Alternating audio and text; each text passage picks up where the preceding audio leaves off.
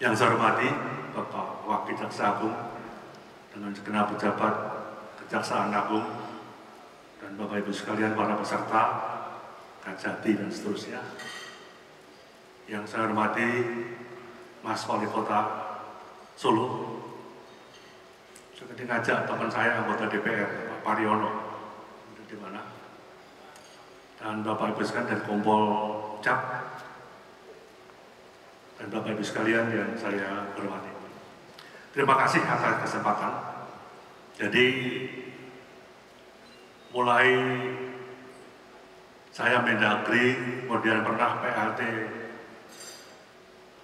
Menteri Hukum dan HAM, setiap undangan kejaksaan pasti saya hadir.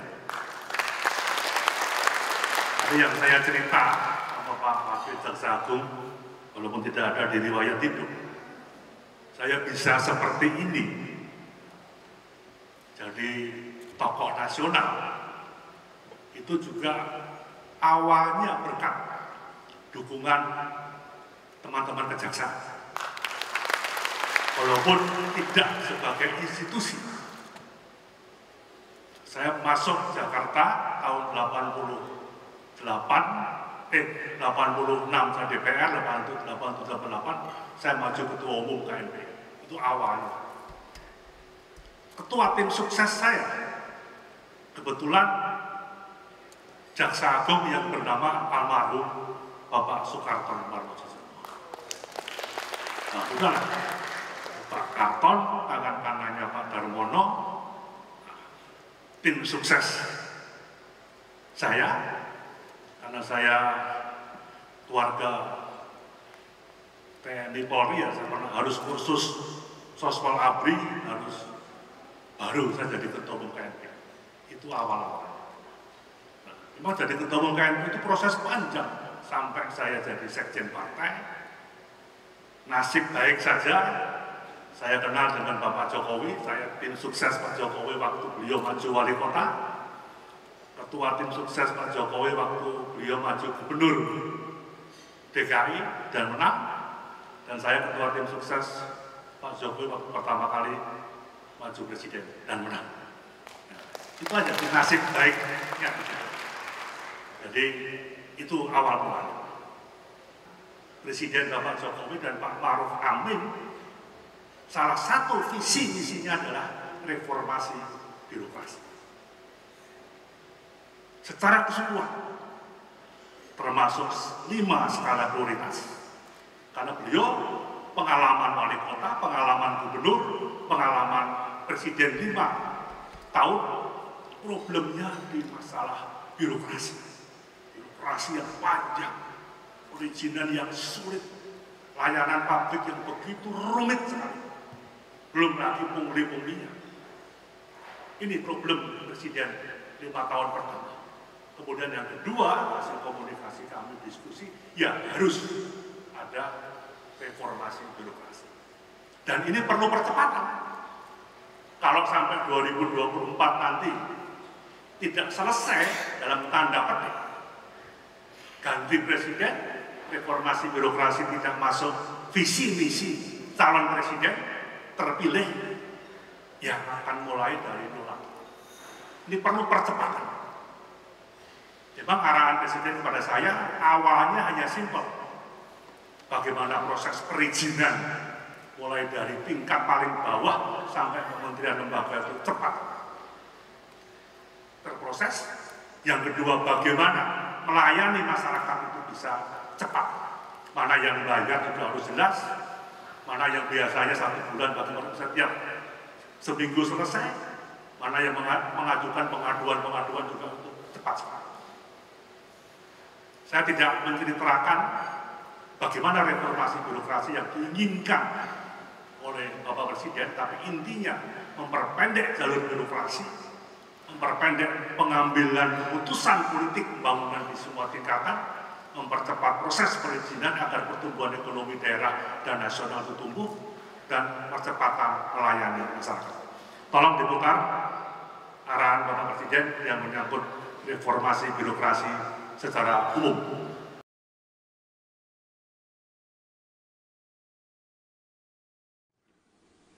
Eselonisasi harus disederhanakan. Eselon 1, Eselon 2, Eselon 3, Eselon 4. Apa enggak kebanyakan? Saya akan minta untuk disederhanakan menjadi 2 level saja. Diganti dengan jabatan fungsional yang menghargai keahlian, yang menghargai kompetensi. Tahun depan kita akan lakukan pengurangan eselon. Kita sekarang ini memiliki eselon 1, eselon 2, eselon 3, eselon 4. Kita akan yang 3 dan 4 ini akan kita potong. Dan saya sudah perintahkan juga kepada Menpan untuk mengganti dengan AI.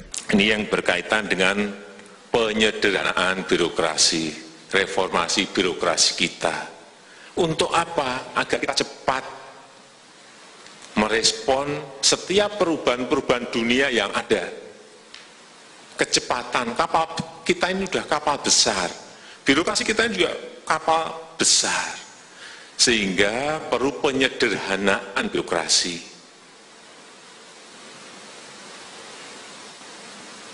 Perlu sebuah birokrasi yang ramping dan fleksibel. Ramping tapi fleksibel, sehingga cepat merespon dari setiap perubahan-perubahan yang ada. Ada perubahan dunia apa, responnya cepat.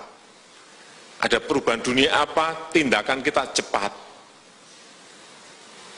Jangan sampai karena kapal besar kita mau membelokkan aja kesulitan.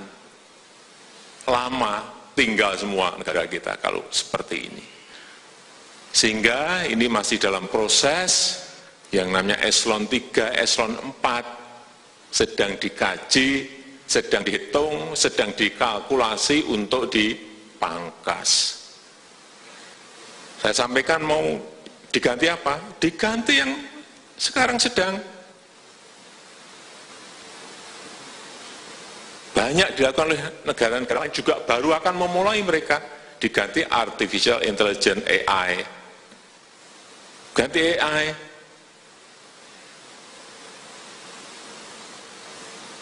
Nanti dengan big data yang kita miliki, dengan jaringan yang kita miliki, memutuskan bisa cepat sekali kalau kita pakai AI.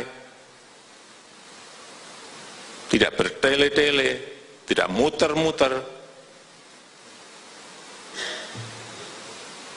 Ini bukan barang yang sulit, barang yang mudah dan memudahkan kita untuk memutuskan sebagai pimpinan di daerah maupun di nasional.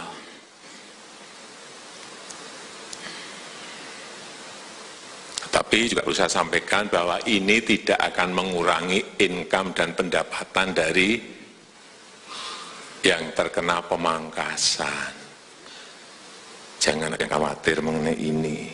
Setiap kabupaten kota itu mempunyai pelayanan publik yang berkualitas dan terintegrasi. Termasuk kejaksaan negeri juga harus masuk ke sana, kepolisian juga ada, perpajakan ada, imigrasi ada. Memang tadinya khusus pelayanan publik di urusan dasar. KTP, akte kelahiran, akte kematian, cepat, gratis. Dan sekarang sudah mulai melebar bagaimana urusan SIM, perpanjangan SIM, KCM, urusan membuat paspor, urusan LP, menengok LP saja harus sulit. Kalau harus bayar, ya bayarnya berapa, terbuka. Yang penting waktu, ya kan? Ini saya kira secara umum, sehingga proses perizinan itu tumbuh dengan baik.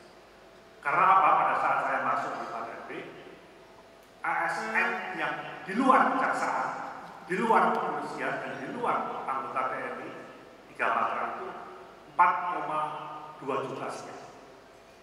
4,2 juta sekian itu ini.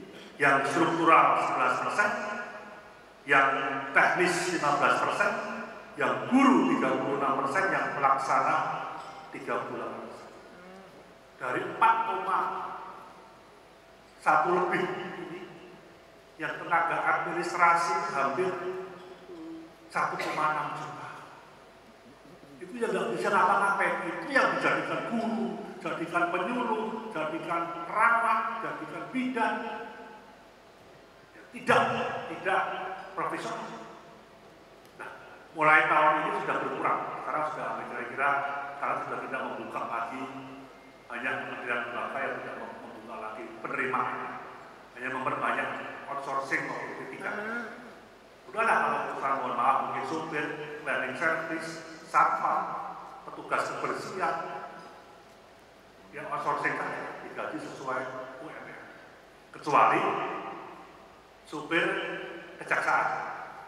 Nah, supir kejaksaan sudah kita setuju diangkat, kita juga sama-sama dengan petugas sipil, bisa lulusan SMA, sama petugas imigrasi di daerah perbatasan. Nah, ini ke depan akan semakin berkurang. Ditambah pandemi COVID ini dengan kerja di rumah, dengan kerja di kantor, itu akan bisa banyak mengurangi. Tapi yang 1,6 juta tadi kan nggak bisa ditekan. Pesangonnya juga berat, pensiunnya juga berat. Karena pekerjaan yang paling enak itu ya ASN. Yang usah ribet naik pangkat, tapi ya gaji terus sampai pensiun. Kalau meninggal ya keluarganya dapat pensiun dan sebagainya. Nah, sekarang di era Pak Jokowi menetapkan tetap gaji 13-14 masih dan mengoptimalkan tunjangan kinerja minimal 80% seluruhnya, yang boleh 100% sementara baru yang punya duit yaitu Kementerian Keuangan. Kedepannya bisa anggaran bisa mulai baik, akan bisa sama. Jadi di samping gaji pokok, kemudian tunjangan kinerja, dan KPK lagi juga minta tunjangan khusus. Nah kalau KPK minta ya kejaksaan harus, kepolisian juga harus.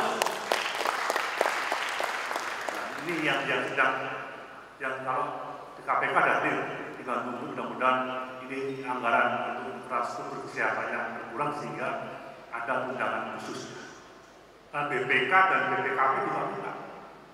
Ya udah kalau begitu ya nanti kepolisian, kemudian kejaksaan, kemudian KPK, kemudian BIN, kemudian BPK dan BPKP ada tambahan tunjangan khusus.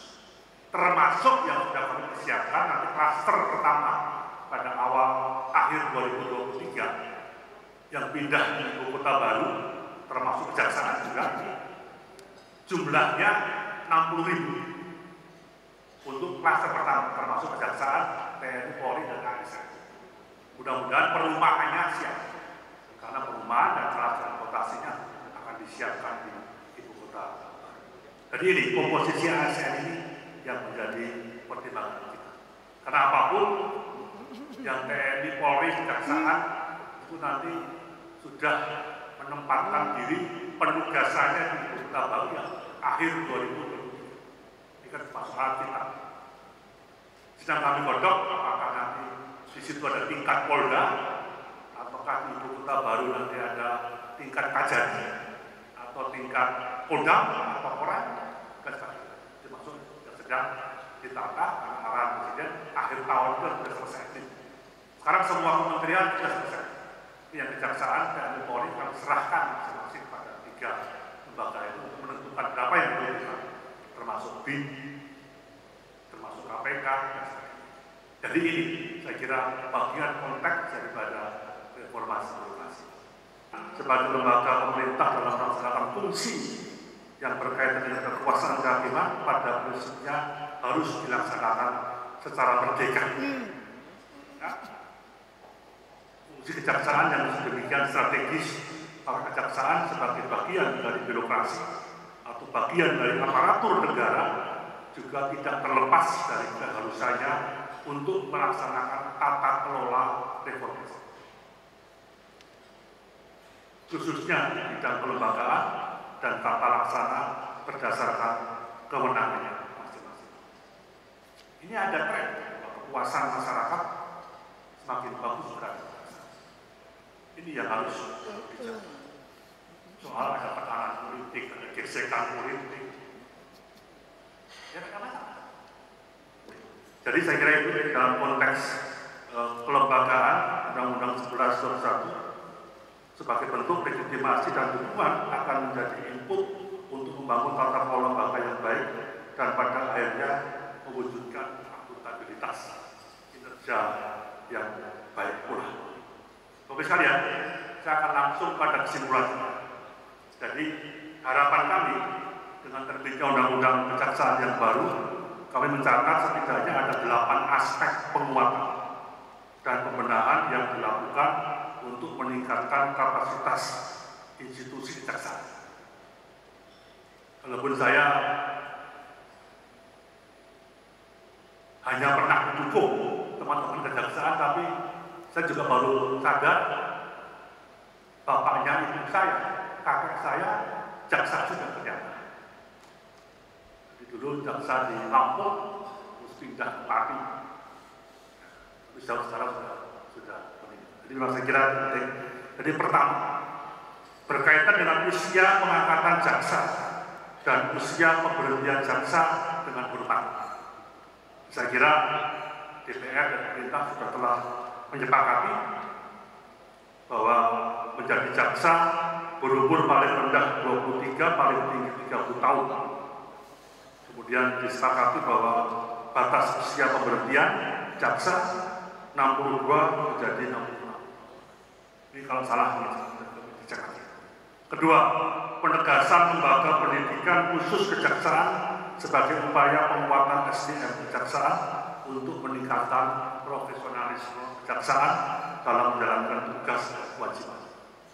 Kemudian penugasan jaksa pada instansi lain selain pada kejaksaan merupakan pengalaman yang bermanfaat untuk menambah wawasan, pengetahuan, pengalaman, dan suasana baru bagi jaksa yang ditugaskan. Keempat, perlindungan terhadap jaksa dan keluarganya. Mengingat jaksa dan keluarganya merupakan pihak yang rentan menjadi objek ancaman dalam menjalankan tugas. Dan kelima, kedudukan jaksa agung sebagai pengacara negara dan kuasa hukum penanganan perkara di Mahkamah Konstitusi. Dan yang keenam, perbaikan ketentuan pemberhentian jaksa agung. Ketujuh, tugas dan wewenang jaksa diubah dalam undang-undang, diantaranya ialah penambahan wewenang pemulihan aset, lalu kewenangan bidang intelijen penegakan hukum, yang pengaturannya tetap menyesuaikan dengan undang-undang yang mengatur mengenai intelijen negara. Selanjutnya, penyelenggaraan kesehatan justisia kejaksaan, melakukan mediasi, melakukan sita, eksekusi, dan seterusnya, dan seterusnya.